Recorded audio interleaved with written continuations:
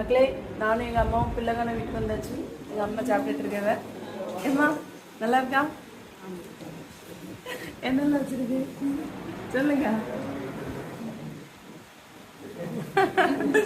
Sambar, chicken, அதுக்கப்புறமா அவியல், முட்டைகோஸ் தவிரம், பழம், பப்படம். இவங்களுக்கு பிள்ளைக்கானக்கு தான் வந்திருக்கோம். ஆண்டனி ஹாய் சொல்லு, ஹாய் சொல்லு. ஆண்டனிக்கு வெக்க வந்துட்டு.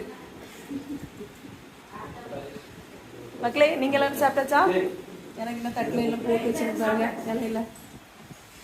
சித்தி என்ன வாளியோட வரல,